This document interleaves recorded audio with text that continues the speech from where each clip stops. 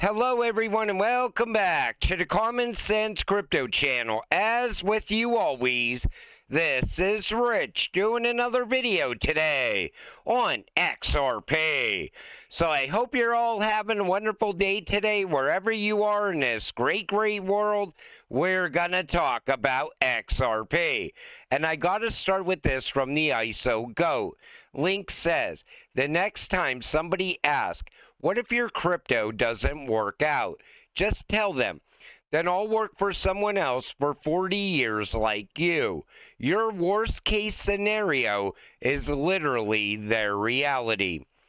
It's like when somebody wins the lottery. What did they do first? They bought the ticket. If you want financial freedom, what do you do first? You buy some crypto, but you buy the right cryptocurrencies. The cryptocurrencies that can actually lead you to financial freedom. But people outside of crypto, they just don't get it. They want you to fail. You know, every time the market goes up, they're probably thinking, oh, great, this guy's about to make a shit ton of money. But they don't know what you go through to get to that point. They don't realize that you gotta hold through the dips. You gotta make it through the FUD. Every time everything looks great, all of a sudden another dip shows up and you gotta make it through that. You know, it takes a hell of a lot of patience to get to financial freedom. But if you can make it there, I mean, if you can make it through this, you can make it there. That's what it comes down to. But at least you took the initiative to put yourself on the path to financial freedom. Crypto regulation delayed to 2026. The SEC's crypto roundtables run from August 4th to December 5th, 2025. And they're just listening sessions.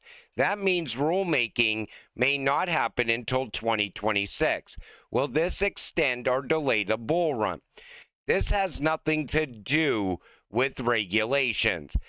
The Clarity Act from the House will move forward in the Senate as the Senate does not have the schedule to continue with their own bill. Trump has specifically asked for the Clarity Act to pass to be signed into law by September or October. 2 months to law. So it looks like we're going to have it at the latest in October. And that, once again, coincides with alt season as well. And the Clarity Act is a big deal. What it does is it gives you the rules of the road for crypto. The current law is this. When digital assets are first sold in fundraising transactions like token sales, the transaction is subject to securities laws and SEC jurisdiction. Now, that doesn't change under the Clarity Act. The transition of jurisdiction over secondary market transactions from the SEC to the CFTC is unclear and subject to weaponization by overzealous regulators. The test is based on a subjective and ambiguous 40-factor decentralization framework created by the SEC in 2019.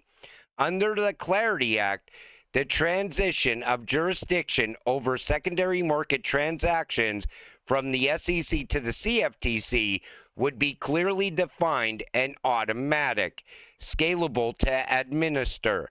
The test is based on objective and simple criteria for whether a digital asset is a digital commodity. That is, it does not pose security-like risk. No disclosures are required, which doesn't protect consumers under the current law. Under the Clarity Act, disclosures are required, and the SEC retains oversight of those disclosures. Under the current law, insiders have few restrictions on participating in secondary markets, only having to hold a digital asset for 1 year. Under the Clarity Act, insiders face more restrictions from participating in secondary markets, including being limited until a blockchain system becomes a mature blockchain system. The blockchain system must not be controlled by anyone. This would help prevent pump and dump behavior. And that's what it comes down to. So that's how the meme coins will end up disappearing once the Clarity Act is in place. But then it goes on for self custody and things like that. But another thing they're going to do with the Clarity Act is they're going to start to point out what this cryptocurrency is. The same way you see it happening with Mika right now. Under Mika, XRP is a utility token. Bitcoin falls outside of that. And the same thing will happen here. So they're going to tell you this is a utility token. It serves an actual purpose. And this is speculation and hype. And that's what's going to be the biggest game changer. But it looks like this is going to be put into effect by October. Andreessen Horowitz partner Alex Rampell warns U.S. banks are implementing Chokepoint 3.0, raising fees, restricting access, and blocking apps to suppress fintech and crypto platforms like Coinbase and Robinhood. So now it looks like the banks took the initiative to start creating Chokepoint 3.0. They want to stifle the competition. They want to hold back innovation. But here's the thing. This time around, this isn't going to work out so well for the banks because people are already pushing away from the banks. When there's better alternatives out there, people will turn their back on the banks. So the banks have two choices here. One, they get on board and they start working with the crypto industry, or they turn their back on the crypto industry and they end up failing in the end. The banks also have a massive liquidity crisis still looming. Crypto can fix that liquidity crisis. What does XRP do? It offers on demand liquidity. But you know, it's these big banks like JP Morgan, Goldman Sachs, they want to hold this industry back as long as they can because they're still getting rich off of the current system. They're still getting rich because everything is slow and expensive still. And I might have been wrong about Ripple not doing an IPO. This comes from Smoke. DBS July 2025 report confirms Ripple targeting 2026 IPO with valuation already surpassing Circle's record listing. Ripple's IPO will break multiple records on the New York Stock Exchange, and you see it is documented right here. I think Johnny Deaton has previously valued Ripple at $100 billion. I'll tell you right now, if Ripple was to do an IPO, it would absolutely be incredible to watch how valuable Ripple becomes over a short period of time. I always said Ripple is going to be bigger than Amazon. It's most likely going to be bigger than Amazon, Apple, Microsoft combined because you see what's going on with Ripple already. And it's nonstop expansion, acquisition after acquisition. And everything Ripple does, it adds more utility to XRP, which will equal value over time. This comes from 7 Rays. In the most recent Just Talk David with Joel Katz was asked a question by Nick Fields about Evernote. David once worked on Codius, that later became Evernote, and David believes Evernote is way ahead of its time. Take a listen to this. I was wondering, what do you think about Evernote for the XRPL? I think it's a really cool project. I just feel kind of bummed that the XRP ledger doesn't have enough programmability to support Evernote, and I hope we get to the point where it can be supported on the XRP ledger because I think that would be pretty cool. I think that would be pretty cool. Um, I like I like the idea of sort of like an open market for sort of anonymous hosting. I think that's pretty cool. You know, I spent some time working on Interledger. I'm not Interledger.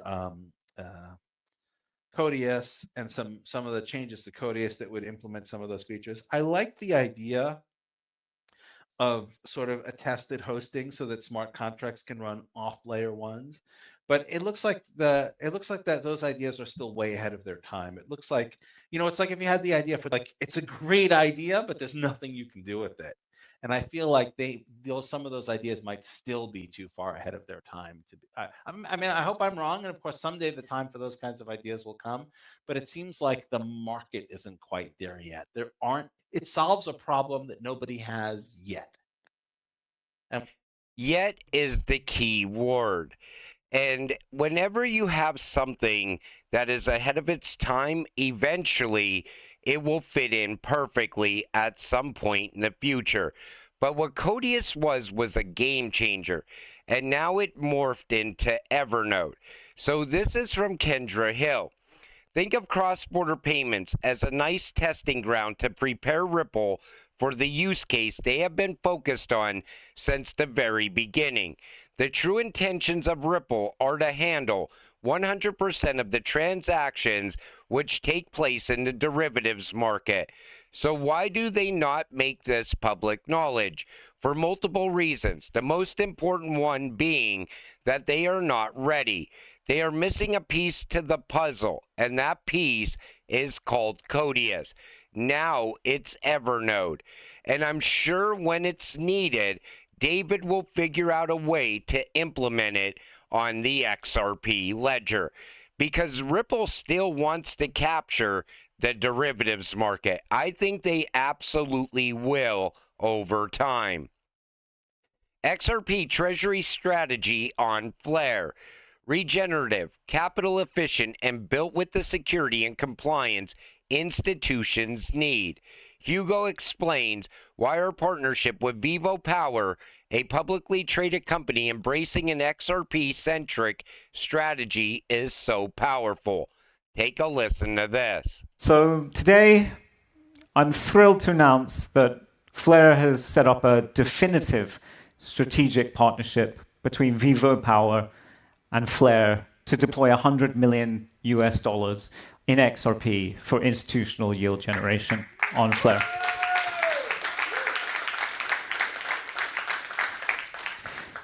This is a major milestone, not just for Vivo Power, but for the broader XRP ecosystem.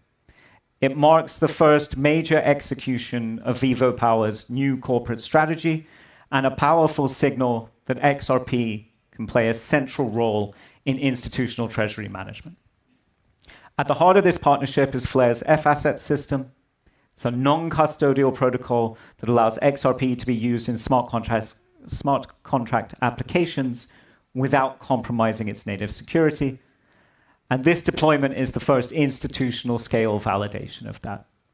In many ways, it establishes Flare as this essential programmable utility layer for the XRP ecosystem. What makes this strategy especially powerful is that it's regenerative. Vivo Power will generate yield through protocols on Flare, like Firelight, and then reinvest that yield back into XRP. So what they're going to do with that XRP treasury is they're going to earn yield off that $100 million worth of XRP, and then they're going to reinvest it back into XRP. So think about it, what I've been telling you this whole time.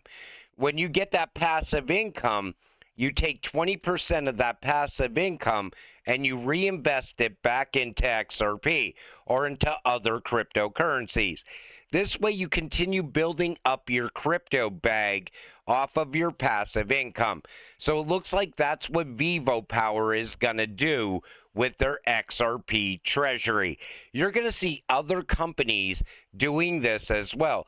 And that XRP is getting taken off of the open market, so it's being locked away. And as company after company continues to do this, all of a sudden, we are on the road to scarcity, and demand will continue to rise at the same time. That's how you get to those high prices for XRP. And I already see that coming.